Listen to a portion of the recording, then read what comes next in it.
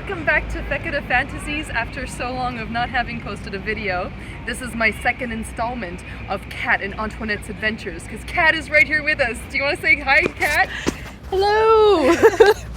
But today's adventure is a totally different kind of adventure. Today we're not going to be jumping into any rivers or pools or anything like that. We're actually going to go check out an art exhibition by Emily Reed, who's a beautiful artist. I'm not going to tell you more because we're going to head straight over to the gallery where she's setting up her paintings as we speak for her exhibition that's opening up this June 19th. So I'm hoping that this video gets to you in time so that you can get yourselves over there and look at the beautiful work she does. Okay, see you in a bit. So Kat and I mounted once again our trusty wheels and enjoyed the sights and sounds of Montreal on our way to Galerie LSB, located in Montreal's Milex. Our destination address was 6750 Avenue de l'Esplanade. It was easy to spot thanks to the mural by Canadian artist What Is Adam that looms above the entrance where Emily was coming to get us.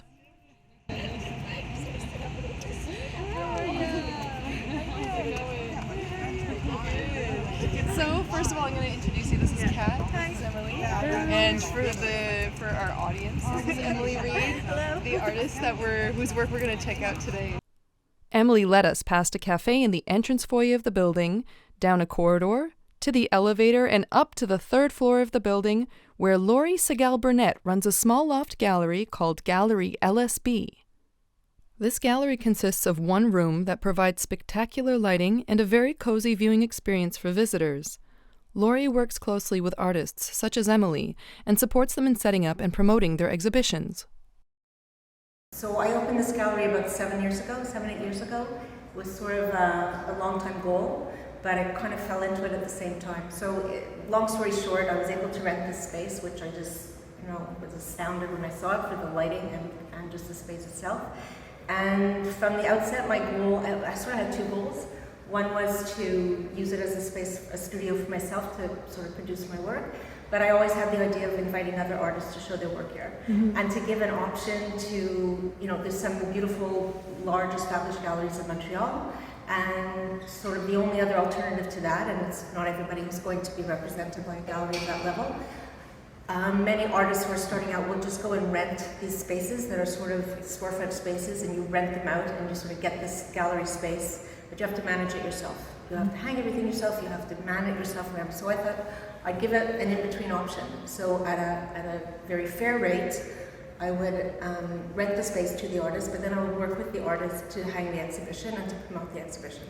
Laurie also has a deep interest and commitment to nature conservation, making her collaboration with Emily, whose collection is focused on endangered animals, a match made in heaven. The detail in Emily's artwork is spellbinding, and the themes touchingly universal.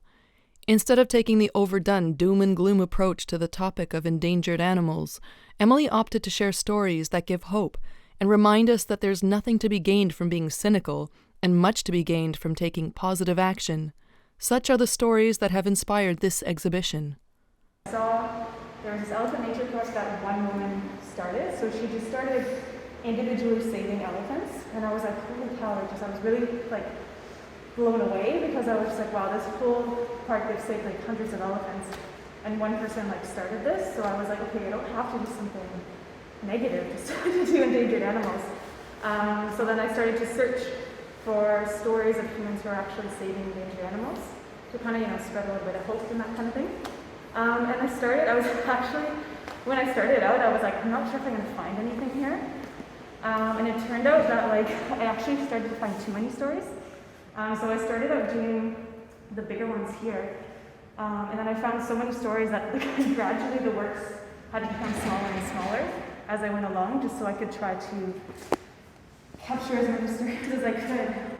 Altogether, this exhibition consists of 60 paintings, 9 large watercolors that are certain to entrance you and make up the international collection, 7 medium-sized paintings on wood panels representing stories from Canada, 33 small animal portraits, and 9 super small paintings focusing on Namibia and how the country chose to recruit poachers and pay them to protect the animals they were originally poaching. Each of the 60 paintings tells a different success story of humans helping endangered animals thrive after being on the brink of extinction. Well, it was time to go, and I had been so mesmerized by all the beautiful artwork and the animals themselves that I wasn't quite sure which animal I was anymore and how I should exit the gallery. In any case, there's so much more to say about Emily Reed, her artwork, and the stories she's sharing through her paintings. So please check back to the channel, as I plan on posting additional footage in which Emily goes into more detail about specific paintings, and even shows us 2 of her 7 murals scattered around Montreal. In the meantime, definitely check out her exhibition before July 10th. Entry is free of charge, and you won't regret it. Seeing these stunning paintings in real life is spectacular, and the colors pop in a way that your screen just can't fully capture. There may be a sequel in the making if we can get some people out here buying your beautiful work and spreading the word. Sure. So the gallery link is Galerie in French, Galerie, Dart, so D''ART, LSB, it's my initials, CA. And if you go to notsohopeless.com, it'll go to her gallery as well.